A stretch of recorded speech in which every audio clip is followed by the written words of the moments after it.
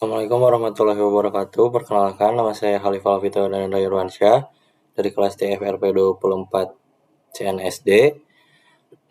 Di sini saya akan menjelaskan mengenai tugas e-learning pertemuan 5 untuk mata kuliah jaringan komputer 2. Pertama di sini ada konfigurasi DHCP server. Topologinya itu di sini ada PC host yang terhubung ke internet dan juga ke VirtualBox. Lalu di VirtualBox kita menggunakan dua VM, yaitu yang pertama VM OS Mikrotik untuk DHCP server dan VM OS Client. Di sini saya menggunakan Windows XP untuk DHCP Client. Nah, di sini case-nya sebuah laboratorium komputer di kampus memiliki beberapa komputer yang digunakan oleh mahasiswa untuk praktikum jaringan. Selama ini, setiap komputer dikonfigurasi menggunakan IP address static, sehingga sering terjadi kesalahan konfigurasi IP yang menyebabkan konflik alamat IP dan koneksi jaringan yang menjadi terganggu. Untuk mengatasi permasalahan tersebut, administrator jaringan memutuskan untuk menggunakan DHCP server pada router mikrotik agar setiap komputer di laboratorium dapat memperoleh IP address secara otomatis tanpa harus melakukan konfigurasi manual. Router mikrotik akan berfungsi sebagai DHCP server yang mendistribusikan IP address kepada seluruh komputer klien yang terhubung ke jaringan. Lalu ada aturan pengerjaannya, yaitu yang pertama address 1. Untuk pusat internet, IP address sesuaikan dengan jaringan internet masing-masing. Bisa static konfigurasi atau bisa dibuat sebagai DHCP client. Lalu header 2 untuk LAN yang terhubung ke VM2 atau OS client. IP address-nya di sini 192.168.xx.50. XX adalah 2 digit NIM terakhir Anda. NIM saya 2 digit terakhirnya adalah 62. Jadi IP address untuk OS kliennya itu 192.168.62.50. Lalu yang harus dianalisa dan dijelaskan oleh saya yang pertama adalah bagaimana proses DHCP discover, offer, request, dan egg. Yang pertama ini ada discover. Discover adalah klien menyiarkan pesan broadcast untuk mencari DHCP server yang aktif di jaringan. Lalu ada offer. Offer ini adalah proses DHCP server membalas dengan menawarkan satu alamat IP yang tersedia kepada klien. Lalu ada request. Request adalah proses klien setuju dan mengirim pesan bahwa ia akan menggunakan IP tersebut. Lalu yang terakhir ada proses acknowledgement atau ACK. Server memberikan konfirmasi akhir bahwa IP tersebut sudah resmi dipinjam ke klien. Lalu yang kedua ada fungsi IP pool. IP pool adalah rentang atau daftar alamat IP yang disediakan oleh DHCP server untuk diberikan kepada klien secara otomatis. Tanpa IP pool, server tidak tahu alamat mana saja yang boleh dibagikan.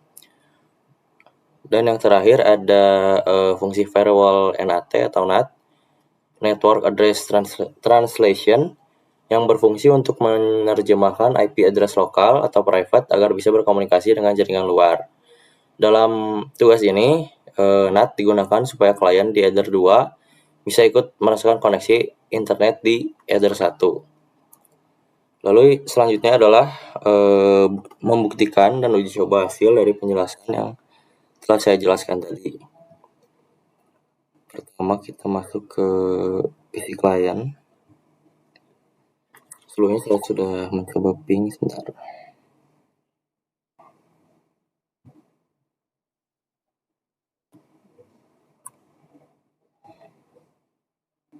Kita akan mulai dari awal.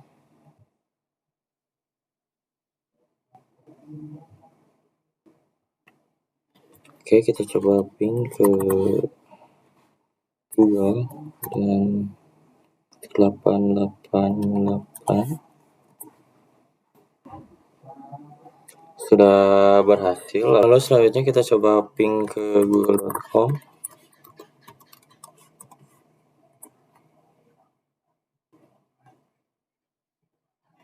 Sudah berhasil juga. Kita coba ping ke alamat IP.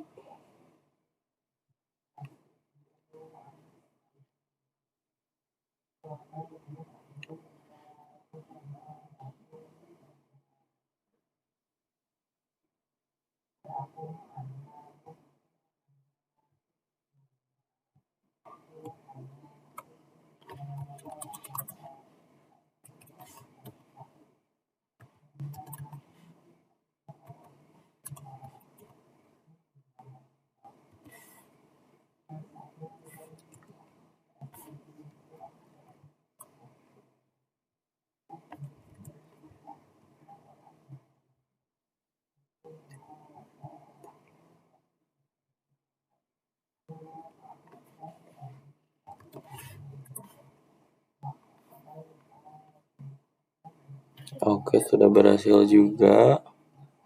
Di sini ada IP address untuk header 1 dan header 2. Yang header 1 ini untuk terhubung ke internet.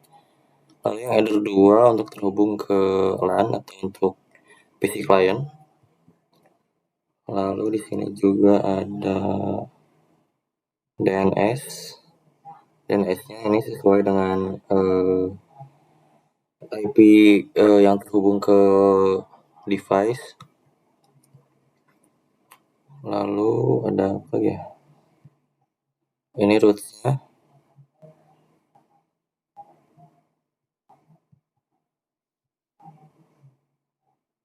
Terus ada pool ini untuk tadi NAT.